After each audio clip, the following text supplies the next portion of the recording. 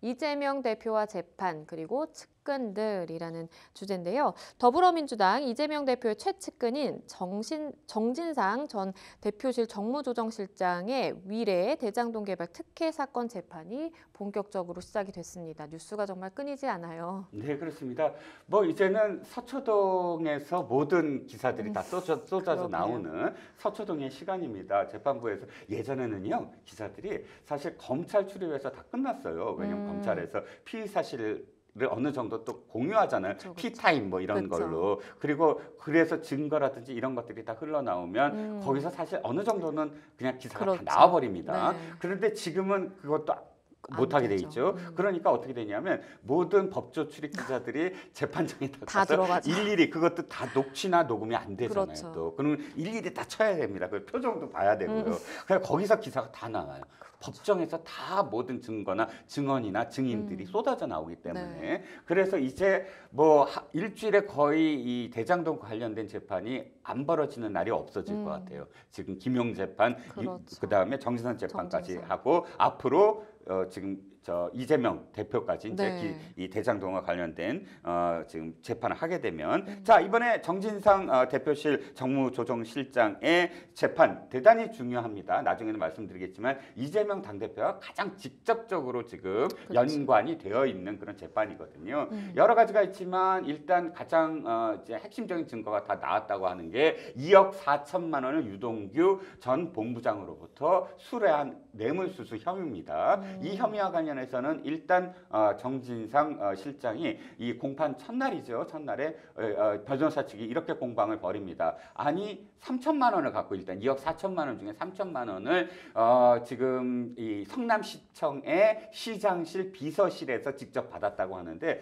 CCTV가 있다. 그리고 직원들 앞에서 어떻게 받느냐. 그래서 이제 그 탄핵을 했습니다. 이 증언에 대해서. 네. 그러자 검찰이 기다렸다는 듯이 그 CCTV는 가짜다. 당시에 비서실 직원들도 이게 가짜인 걸 알기 때문에 민원인들이 와서 소란을 피울 때 핸드폰으로 그 사진을 찍었다. 만약 CCTV가 있었다면 핸드폰으로 사진을 찍을 이유가 없지 않느냐. 이런 식의 CCTV 공방이 첫 번째 바로 불이 붙었습니다. 그 이후에 앞으로 불이 붙을 뭐 공방 아주 많죠. 그쵸. 일단 부정처사 후 수뢰, 즉 뭐 대장동과 관련된 428억과 관련된 약속을 받았다 안 받았다 이 문제. 그다음에 특히나 또 유동규 본부장하고 직접적으로 연관이 된 게 휴대폰 던져라라고 지시를 내렸는데 하필이면 유동규 본부장이 지금 불만을 갖는 게 그 휴대폰 산지 얼마 안 된 새 거였기 때문에 뭐 굉장히 그때 그 참 불만이었다라고 얘기하지만 어쨌든 그 증거인멸 교사와 관련된 혐의 또 부패방지법 그러니까 미리 정보를 흘려서 사업자를 선정하게 한 혐의 이렇게 네 가지 혐의와 관련돼서 앞으로 공방이 이어질 것으로 보입니다. 정말 핵심 키맨 중에 키맨으로 지금 꼽히는 사람인데요. 정진상 전 실장. 이 재판이 이재명 대표의 재판에 어떤 영향을 줄 거라고 보이시나요? 일단 공소장에 보면 이재명 당대표와 공모했다 이런 표현은 없어요. 또 정치적 뭐 정치적 이 정치적 동지라는 얘기는 있습니다. 정치적 공범 이런 건 없고요. 정치적 동지라는 건 이재명 당대표의 입에서 지금 이 실질적으로 정진상 실장에 대해서 표현한 그 표현을 그대로 갖고 와서 네. 지금 공소장을 보면 이겁니다. 이렇게 정진상 실장이 이 네 가지 혐의를 직접적으로 받고 있는 가장 큰 이유는 뭐냐? 이 사람 자체의 권력이 있기 때문이 아니라 바로 이재명 시장의 권력, 이재명 지사의 권력이 있었기 때문에 그 권력을 통해서 이런 범죄 행위를 하지 않았느냐. 그러니까 당연히 그것은 연결되는 이재명 당시 시장과 직접적으로 연관이 될 수 있다. 즉 여기서 나오는 증언들이 후에 이재명 당대표의 재판에 직접적으로 그냥 연결이 되는 그런 증언들과 증거들이 쏟아져 나올 것으로 보이므로 가장 중요한 그런 그 재판이라고 할 수가 있겠죠. 대장동 개발 특혜와 그리고 성남FC 불법 후원금 사건 관련 이재명 대표의 공소장이요. 어제 국회에 제출이 됐습니다. 네, 그렇습니다. 공소장 내용을 보면 저는 가장 핵심적인 부분이 이 표현인 것 같아요. 검찰은 이렇게 표현했습니다. 공소장에 무자본, 무자력의 김만배 등 민간 업자들이 3억 5천만 원의 출자금을 납입한 것만으로 수천억 원대로 예상됐던 나머지 배당 가능 이익을 전부 가져가도록 했다. 이 표현이 사실은 조금 더 국민들에게 다가가는 그런 표현으로 지금 아마 생각을 할 것 같아요. 왜냐하면 당시에도 이 대장동 의혹이 처음 시작이 됐을 때 가장 크게 이게 발화가 된 것, 그러니까 이 프레임 이론이라고, 프라임 이론이라고 해서 하나의 언론에서 보도한 게 전 언론으로 한순간에 확대될 수 있는 발화 지점이 바로 그 지점이거든요.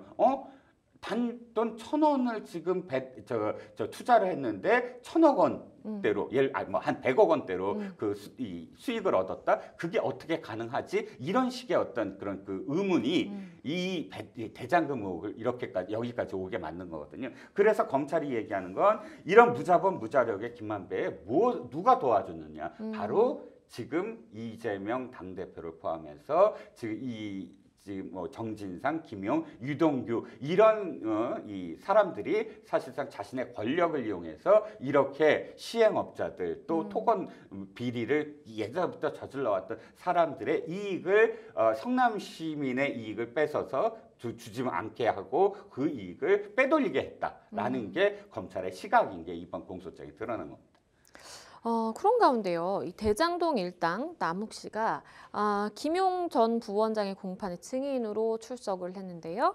여기서 유동규 전 본부장으로부터 이재명 대표의 이 대선 경선 자금 병목으로 20억 원을 요구받았다라고 이야기를 하기도 했네요. 네, 그렇습니다. 이 부분은 사실 그 전부터 얘기는 나온 부분이에요. 네. 그러니까 2021년도에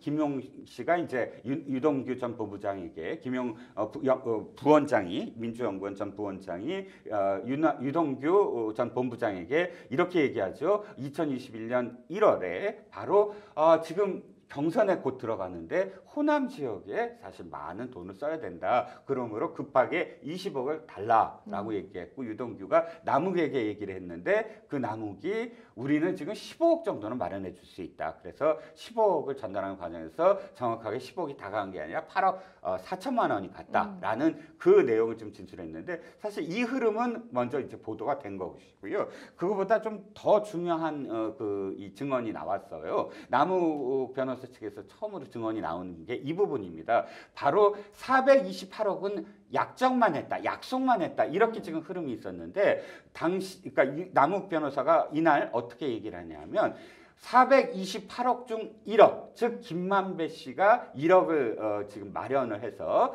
백화점 쇼핑백에 담아서 유동규 씨가 김용 씨에게 준 과정을 직접 봤다라고 한 거예요. 네. 두 가지죠. 하나는 지금까지 전원 증거, 즉 내가 지금 남욱 씨가 김만배 씨가 지금 정진상 씨나 혹은 김용 씨한테 돈을 줬다라는 얘기를 들었다라는 식의 어떤 전원 증거만 있었는데 이날은 바로 유원홀딩스라는 회사에서 담배를 피는 투명창에서 바라봤더니 유동규 씨를 찾아온 김용 씨가 찾아왔고 책상 위에 있는 1억이 담긴 쇼핑 봉투가 있었는데 그 봉투가 나중에 김용 씨의 손에 들려서 나가는 것을 직접 목도했다. 자기가 봤다라는 증언을 한 겁니다. 이 증언이 사실상 지금까지의 전원 증언과는 좀 다르다라는 거죠.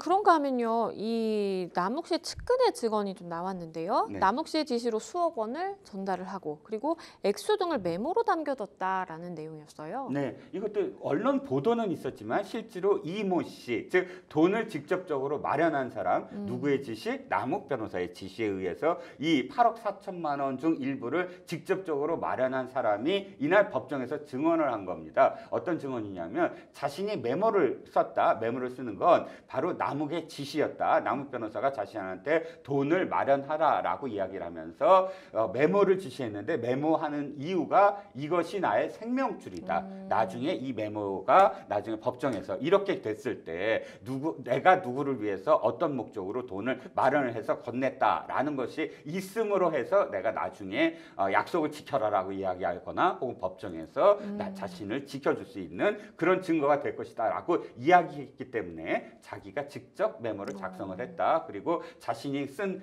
그 숫자들이 의미하는 바, 예를 들어서 8억 4천만 원이다 하면 그 8억 4천만 원 어떤 식으로 표기를 했다라는 거. 그 다음에 이것이 혹시 이 법정 증거로 쓰이기 훨씬 전에 잘못 쓰일까봐 이 리리스트라고 자기 이름이 이시니까 LEE 그다음에 리스트 골프 리스트라고 제목을 붙여서 메모를 했다. 왜냐하면 나중에 폴더 같은 걸 찾을 때 압수수색에서 폴더를 찾을 때 검색어에 이렇게 뜨지 않게끔 뭐 했다. 이런 식의 아주 구체적인 메모에 대한 구체적인 지금 정황과 그런 이유에 대해서 증언을 했습니다.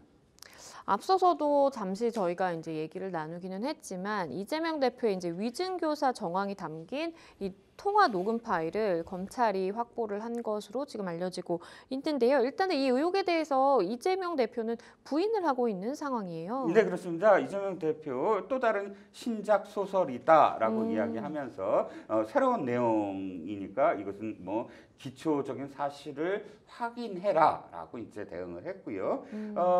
문제는 이제 이재명 당대표 입장에서는 사실은 좀 곤란한 지경에 저는 있을 것 같아요. 이유는 뭐냐면 녹취록이 있다고 지금 보도가 되고 있거든요. 그 녹취록은 바로 이재명 대표의 목소리가 담긴 녹취록이라고 합니다. 그러면 아까도 제가 약간 설명을 드렸지만 이재명 대표가 당시에 직접 전화를 걸은, 그러니까 경기도 지사 시절에 직접 이 A 씨에게 전화를 걸어서 한 내용입니다. 그런데 변호사님 사실 이 내용은 기억할 수 있는 것만 기억하잖아요.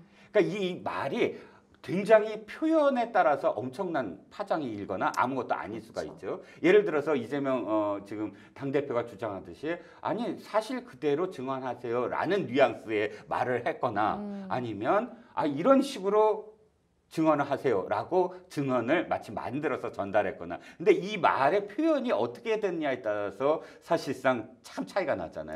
그렇죠. 그런데 문제는 기억하는 게 한계가 있을 것 같아요.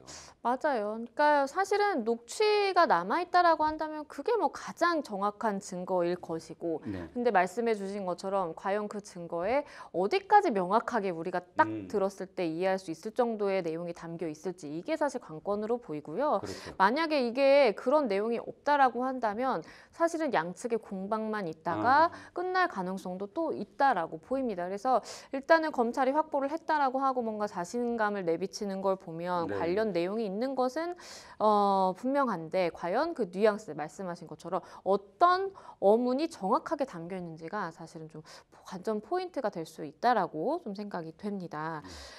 이런 가운데 이재명 대표의 공직선거법 위반 재판에서 위증을 하고 앞서서도 말씀을 해주셨는데 수십억 원을 챙긴 이 혐의를 받은 사업가에 대해서 구속영장을 청구했는데요. 일단은 기각이 됐다라고 합니다. 네네. 기각이 된 이유가 뭐 소명을 못해서라고 적시되는 건 아닌 것 같고요. 일단 소명을 했는데 증거는 다 확보가 돼 있는 상태이기 때문에 증거를 또다시 인멸할 어떤 혐의는 없는 것 같고 뭐 거주라든지 이런 거에서 좀 뭐 다시 그것을 그러니까 증거 인멸 도주의 우려가 없다라는 그런 그 이야기로 그런 내용으로 피의자의 방어권을 보장해야 된다라는 뭐 내용으로서 김모 씨, 그러니까 A 씨에 대한 그 영장을 기각을 했습니다. 일단 저 검찰로서는 좀 굉장히 아쉽겠죠.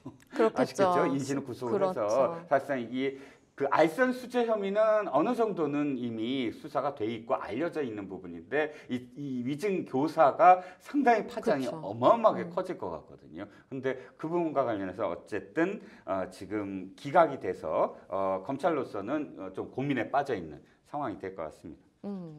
그런가 하면요, 이 유동규 전 본부장이 얼마 전 이 과거에 불거졌던 이재명 대표의 여배우 스캔들에 대해서 얘기를 꺼내서 굉장히 좀 화제가 됐습니다. 네, 이건 뭐 그 유튜브 방송에서 하는 그런 그 내용이기 때문에 굉장히 좀 뭐랄까요, 이렇게 그 팩트 위주라기보다는 당시의 상황들에 대한 어떤 뭐 이야기입니다. 그래서 시청자분들도 판단을 좀 하셔야 될 것 같아요. 진위 여부는. 어쨌든 유동규 전 본부장이 당시 상황에 대해서 이렇게 얘기를 합니다. 왜 선거 때마다 이것이 되풀이 되니까 이 여배우 김모 씨를 고소해야 되는 거 아니냐. 고소해서 이 고리를 끊어야 되는 거 아니냐. 근데 이제 이재명 당시 이제 시장 때도 그렇고 지사 때도 그렇고 않고 어쨌든 본인이 거기서 묵묵부답이었다. 그런데 정진상 실장이 이것을 만약에 이재명 대표가 고소를 하게 되면 이게 이 의혹이 덮어지는 게 아니라 오랜 기간 동안 도리어 더 크게 계속 화제가 될 게 아니냐라는 네. 식으로 이제 부인을 했다는 것인데 여기까지는 뭐 그렇다고 하더라도 유동규 본부장이 몇 가지 더 이제 이야기를 한 게 이 대표가 김모 씨를 바래다 준 적이 있다 집까지 이렇게 표현을 했고 네. 호감 또는 호기심을 느낀 적이 있다라고 이야기를 했고 또 마지막으로 이 김모 씨가 있는 자택이 있는 옥수동에 차로 갔다라고 표현을 해서 물론 이것이 무슨 어떤 혐의가 있어서 또다시 뭐 고소 고발로 이어지는 어떤 사건이 아닐지라도 또다시 이 도덕성에 대한 문제가 수면 위로 올라오는 게 아니냐라는 지금 이야기가 나오고 있죠. 그런가 하면요, 이재명 대표와 유동규 전 본부장, 이 대장동 비리 의혹이 불거진 지 처음으로, 그 이후에 처음으로 오늘 법정에서 대면을 한 것 같아요. 네, 그렇습니다. 이재명 대표의 선거법 위반 혐의 세 번째 공판입니다. 선거법 위반 혐의는 두 가지죠. 하나는 좀 전에 계속 말씀을 드렸지만 검사 사측과 관련된 문제와 그다음에 두 번째가 이제 그 김문기 전 처장과 관련된 인지 여부, 네. 안다 모른다 여부. 근데 지금 유동규 전 본부장은 김문기 처장과 관련된 증언을 오늘 하루 종일 이어갈 것 같고요. 이 두 사람 지금 유동규 씨가 경기관광공사 사장을 그만둔 이후에 지금 구속된 이후 처음으로 지금 법정에서 대면을 하고 있습니다. 아마 기자들은 이재명 당대표의 표정을 계속 스케치를 할 거예요. 왜냐하면 증언이 불리한 증언들, 김문기 처장과 관련해서 사실 호주, 뉴질랜드 여행 그러니까 그 이 시찰 부분만이 아니라 또 다른 것을 지금 혹시 폭로하지 않을까 하는 그런 생각도 들고 그렇다면 그런 상황마다 이재명 당대표의 표정이 어떻게 바뀔까 뭐 이런 것들을 스케치할 것 같고요. 그러나 오늘 반대 신문은 없습니다. 오늘은 검찰이 주신문이고 4월 14일에 이에 대해서 변호사 측 그러니까 다시 유동규 본부장을 증인으로 불러서 변호사 측 증인 증언신문은 증인신문은 4월 14일에 벌어지니까 오늘 이후에 4월 14일까지 계속 화제가 이어질 것으로 보입니다.